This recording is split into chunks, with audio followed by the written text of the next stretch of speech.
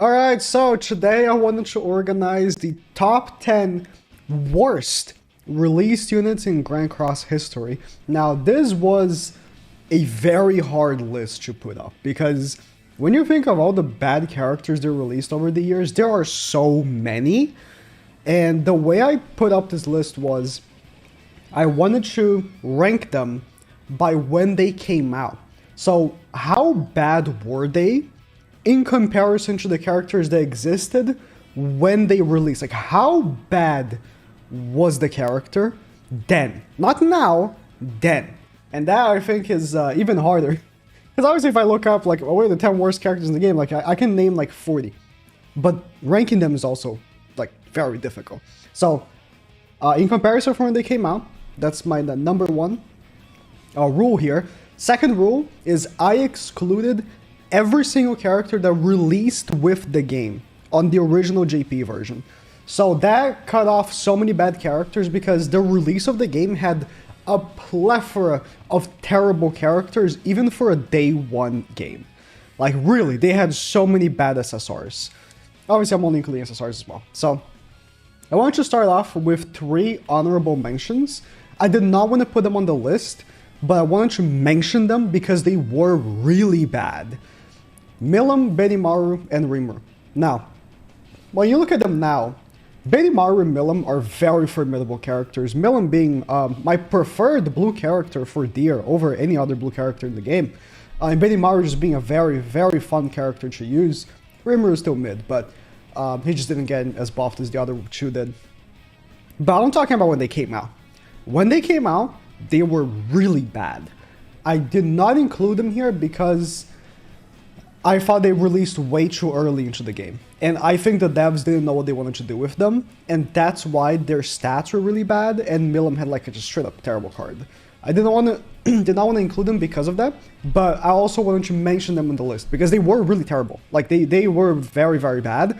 And people only had them for collection purposes. That's it. The slime characters were really bad. So why don't you start with the honorable mentions now. Number 10. And again, this list is very hard. If you have characters that you think should have been on the list, please let me know in the comments. But this list was horrible to like put together. It really was. Number 10 for me is Bluehauser. Again, you really need to think about when he came out. Bluehauser has 0 purpose in the game with a passive that's less than mediocre. Terrible stats, did not get buffed. And he came out on one of the most controversial festival banners in the game. Like, that stretch of time between Margaret and Festival Galfer was horrible for the game. It was the most toxic period of the game, I think, where the player base was just so unhappy with the development. And, you know, he released on the first and only festival banner that had no festivals, just a new one. And other than that, he's just a very mediocre character. He has no place in the game. And his relic that came out afterwards obviously doesn't even count because he didn't come out with the relic, but it was also bad. So I just want to mention that. It's just when they release characters like this, they are very old. Like the named character is very old, and they don't buff the stats automatically. It's a bad character because look at these base stats. 0% resistance base stat. 0. Like you can get resistance from Awakening, Super Awakening, whatever. The base stat of his resistance is 0. That's awful, right? So yeah, so I wanted to put him number 10. Number 9, Ragnarok Merlin. Again, another character that's somewhat recent. She released with Megalda.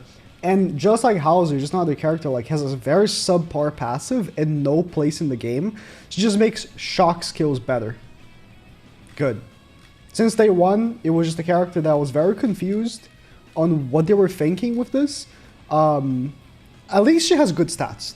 I'll give her that, but just the passive and the skills are just really bad. She was bugged day 1, where her debuff card actually was AoE, I think on level 3. That was kind of good, but she has a worse version of Slater's debuff card. Like, come on, it's just so bad. Number 8, Red Gallant. Now, I was thinking of putting him higher than this, but then I realized how many other characters I felt worse than him. Red Gallant has basically the one's Holy Relic has his passive, and that's not a compliment at all. This passive is atrocious. Anything that ignores defense is not that great because defense is not a very good stat. defense in this game doesn't mean much. The defense-related stats mean a lot. Resistance, crit resistance, and crit defense. Those stats mean a lot more than just raw defense. So ignoring 30%, not even 100, 30% defense was just bad since day one. And yeah, just a very mediocre character. I put him above Merlin and Hauser because I feel like he still was slightly better than them from like the first day that he came out, because he had a buff removal on level 1, and Shatter was a decent skill by then. But again, just a terrible choice of skills. Like, they need to stop releasing characters that ignore defense.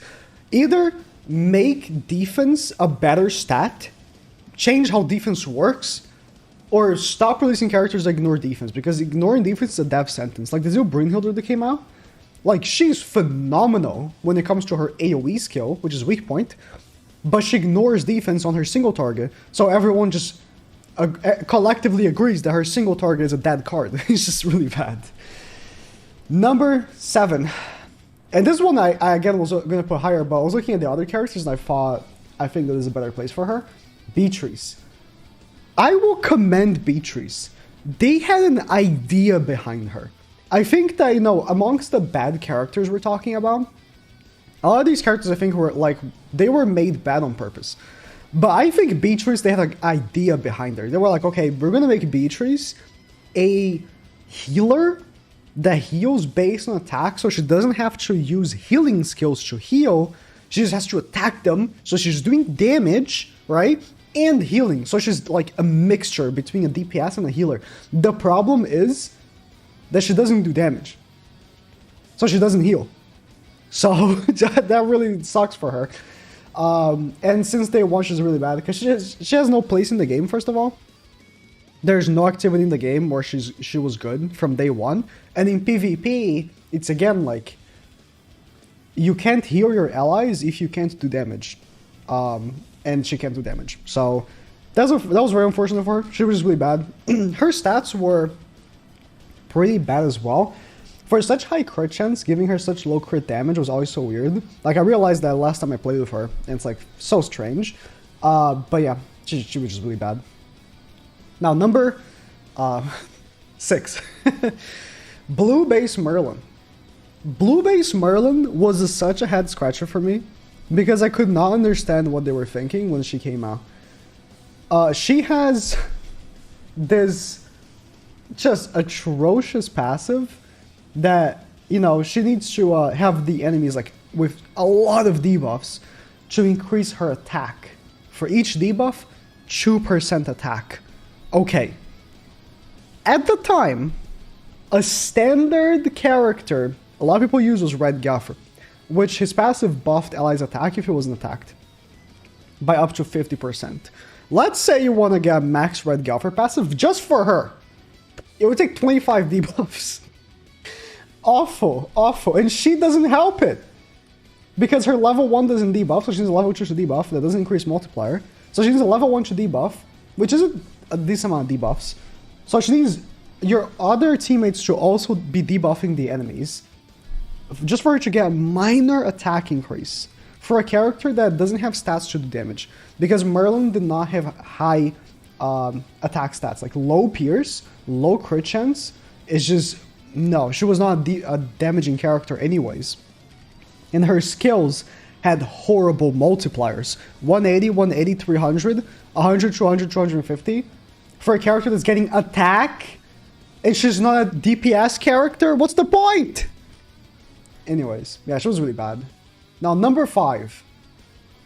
Blue Metronome. Eventually, Blue Metronome became a character that worked for Guild Boss, and that's cool. But when she came out, this character, I was gonna put her number 1, because she was genuinely just so bad. Increases Giants allies basic stats by 25%, exclude PvP. Bro, when she came out, it was just her in the end. There was no draw when she came out. She came out. She came out. Again, draw came out right after, because she was the free banner for Goddess Liz, right? If we go back here, Goddess Metronome. And then the first draw released in June. Like, you know, a month after, basically, her release. And that that was really funny because she only buffed her in the end basically, and her card sucked by then, especially remove buff AoE on ranked. It's just awful. Like right now, because of her passive, she does make good points for giant teams, and that's fine. But you gotta think when she came out. When she came out, there were no point thingies. She was just bad. She was awful. And again, I was gonna put her number 1, but then I realized that actually there are characters that I think were worse than her. But yeah, her stats were pretty mediocre as well. Even by like the standards of back then, they were pretty mediocre. And again, her passive not working in PvP as well, which is so weird because even by then and today, if her passive worked in PvP, it would still not be good. And I'm concerned that when Metronome gets her Holy Relic, it will be the same thing that Zarathus got, where it increases giant allies' basic stats by 25% in PvP. And that's the relic. And if it is, I'll be very disappointed, because then the red Metronome will not get that good of a relic, and I want that Metronome to get a really good relic. But yeah, this Metronome just kind of sucks. Number 4, and a character I think a lot of people were not expecting to be on this list because they forgot he existed. Red Monspeed. I think one of the most forgettable characters in the game's history. Now, if you play Global, which by my poll results, like 80% of you do. Probably 90 actually. I think 80 to 90% of you do. You might not know. But this guy came out alongside Blue Demon Meliodas on the same banner. Now think about this for a second. Imagine you are Monspeed, a very mediocre character. First off, where decreases the hero's damage taken from ultimates by 30%. Weak point AoE, which at the time was terrible. This is buffed weak point AoE. His ultimate sucked. They eventually buffed his ultimate, but his ultimate sucked day 1 as well. It's just, his ultimate still isn't the greatest, but this is better than it was. He was just a very bad character day 1 as it is, but it became even worse because he came out with Blue Demon Melee, the most broken character released up until then. Blue Demon Melee was so obscenely overpowered when he came out, especially with Lily, obviously, right? And Monspeed was red! Like, what? What were they thinking? Monspeed was already bad, right? And then they just broke his kneecaps for no reason by making him red so he can't even play PvP because everyone's playing with Blue Demon Melee. So he can't be used in PvP. In PvE, he just kind of sucks because his skills don't do much. And his passive is horrible for PvE. Like, for PvP, you can maybe think his passive is kind of decent because at the time, Hellbrim plus King was very popular. So, you know, if he could survive Skinny King's ultimate, not the worst. Like, his kit plus his commandment actually would have worked in PvP by then because the meta was Ult Rush. But guess what? They released on the same banner Blue Demon Melee, which completely shifted the meta, and no one's running Ult Rush anymore because they were all running Blue Demon Melee. So, awful release. Like, this is a character that was already mediocre and got even worse by when he came out. Yeah. On Global, he didn't come out with Blue Demon Melee, but on JP, stupid. So stupid. Now, we're on the top 3. And the top 3 might be, to me, personal, the characters that I think were just deliberately made to be bad and have no redeeming qualities whatsoever. Now, first, number 3 is actually Halloween Meliodas. Halloween Meliodas was awful. Just plain awful. And there's no redeeming quality about him. All characters from the top 3 share this to me. Awful stats, even back then. Even back then, he already had awful stats. Base Meliodas, after like a few months of the game's launch, already had very outdated stats. Like, stats back then weren't as important as they are now, but even still, he was outdated. And then his skills suck. And his passive takes 10 turns. 10 turns to max out. Just awful. Just awful. And then number 2 is Blue Captain Meliodas. I think he is worse than the freaking Halloween Meliodas. Because you gotta again think, this character has awful stats, the same as Halloween Meliodas, but today he released like last month. And his passive is very mediocre. Like, on the bad side. He has a Sever card with a 30% base crit chance. So he ain't critting nobody. And the same cancel buff card for Metronome, which I literally just said was a bad card back when she came out. And it's obviously still a bad card.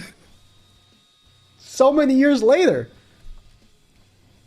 I don't know why they thought it was acceptable to release this guy and not buff his base stats.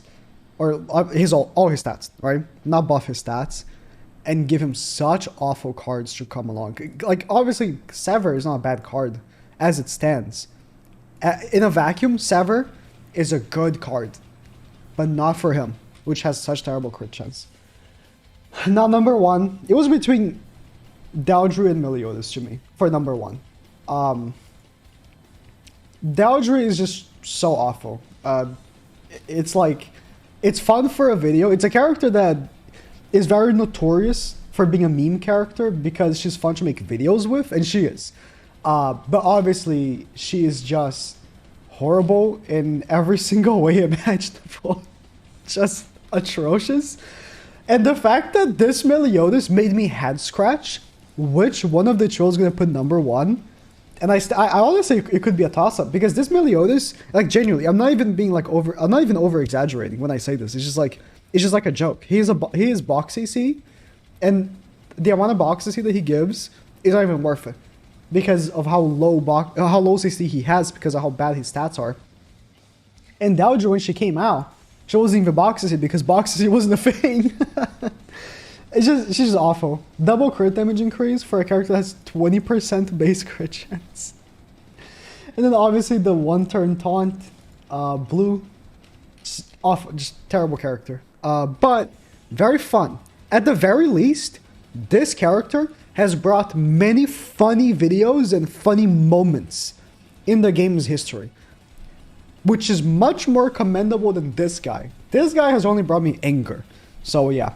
That's my top 10 list of the worst release characters in Grand Cross. Let me know in the comments what you think I maybe should have put on this list instead. There were many contenders. I actually had Red Estarossa I was thinking of putting on this list, but I actually cut him. He could have been replacing any character, really. Could have been replaced with Gallant, could have replaced anyone. I was going to put Blue Hawk in Oslo, which I also cut from the list. I was going to put Red Elaine, the winged version, which I also cut from the list. There were many characters that I was considering as well. Again, it was a very tough list, but yeah, let me know.